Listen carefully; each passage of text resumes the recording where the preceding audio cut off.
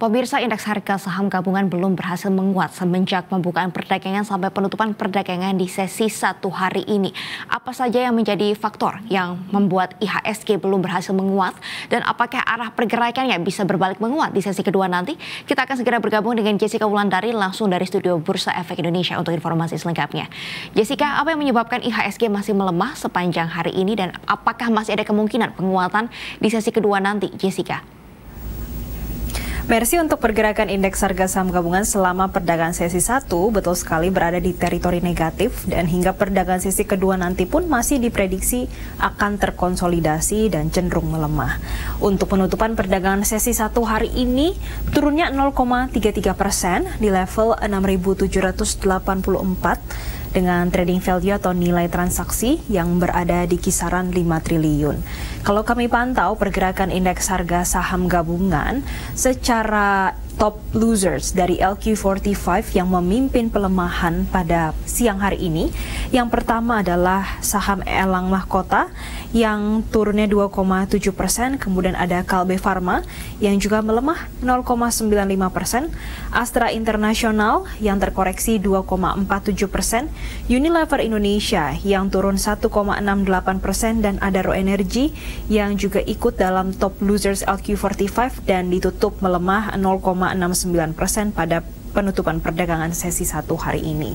Untuk perdagangan indeks harga saham gabungan memang masih dipengaruhi para investor yang wait and see karena nanti malam akan ada pertemuan antara Gubernur The Fed Jerome Powell dengan Kongres Amerika Serikat.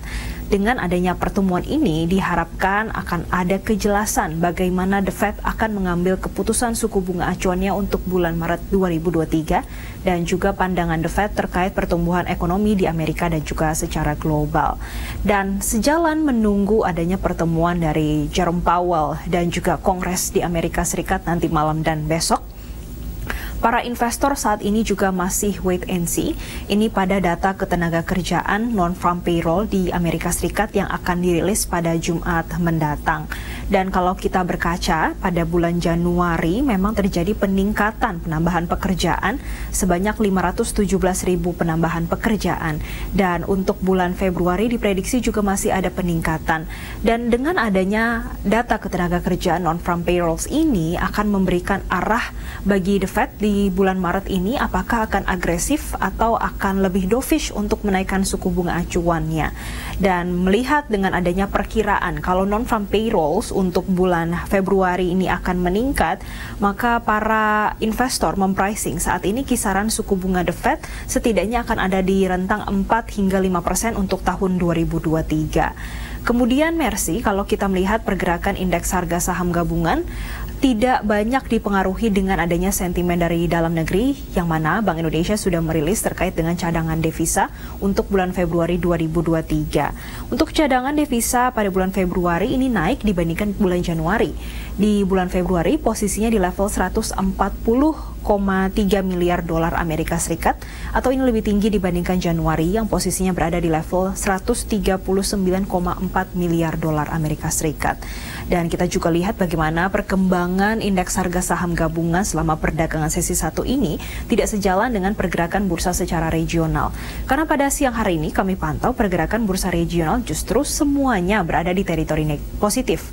Yang pertama kami pantau untuk pergerakan Nikkei yang pada siang hari ini menguat 0,3%. Kemudian ada Hang Seng yang naik 0,6% dan juga Strain Times yang menguat 0,49%. Untuk pergerakan bursa secara regional, ini dipengaruhi dua sentimen. Yang pertama terkait respon para investor, terutama yang ada di regional, ini terhadap target pertumbuhan ekonomi di Tiongkok yang diprediksi akan mencapai 5% untuk tahun 2023 ini. Sehingga ini menjadi respon positif bagi para investor kalau melihat adanya pertumbuhan permintaan nantinya dari Tiongkok, dan ini juga akan mendorong pertumbuhan ekonomi di regional. Dan sentimen kedua baru saja dirilis, ini dari Korea Selatan terkait inflasinya secara tahunan untuk bulan Februari 2023 ini mencatatkan angka yang mulai melandai. Kalau posisi di bulan Januari posisinya di level 5,2% secara tahunannya, untuk bulan Februari berada di level 4,8% secara tahunannya. Dan untuk pergerakan indeks harga saham gabungan justru tidak banyak dipengaruhi sentimen regional dan juga sentimen dalam negeri, namun lebih banyak tertekan dengan adanya investor yang masih wait and see pada pertemuan Kongres di Amerika Serikat nanti malam, dan juga bagaimana data ketenaga kerjaan di Amerika Serikat yang akan dirilis pada akhir pekan ini. Maka dari itu untuk pergerakan indeks harga saham gabungan, analis memprediksi hingga perdagangan sesi kedua nanti masih akan bergerak melemah, Mercy. Setidaknya akan ada di rentang 6.800 hingga 6.850. Mercy.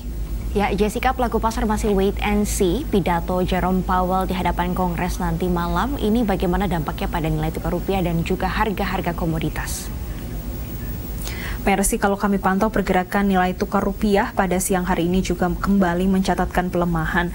Kalau tadi pagi pelemahannya 0,1 hingga 0,2, saat ini ditutup turun 0,3%, posisinya berada di level 15.356. Selain wait and see pada data ketenaga kerjaan yang akan dirilis pada akhir pekan ini, para investor juga menunggu beberapa data ekonomi dari Amerika Serikat. Yang pertama, ini terkait dengan data durable goods order dan juga factory order, yang mana dengan melihat data kedua ini akan menunjukkan bagaimana perekonomian Amerika Serikat saat ini, sehingga ini juga akan memberi petunjuk atau arah ini bagi The Fed untuk menaikkan suku bunga acuan di bulan Maret 2023 ini. Dan untuk pergerakan nilai tukar rupiah pun pada hari ini diprediksi masih akan melemah. Setidaknya akan ada di level 15.250 hingga di kisaran 15.350. Sedangkan untuk pergerakan harga komoditas pada siang hari ini juga pergerakannya cukup mix. Yang pertama kami pantau untuk pergerakan adanya harga emas, COMEX Gold masih mencatatkan pelemahan 0,08%, posisinya di level $1.853 per troy ounce-nya. Sedangkan emas antam ini pergerakannya justru menguat 0,8% di level Rp1.033.000 per gramnya.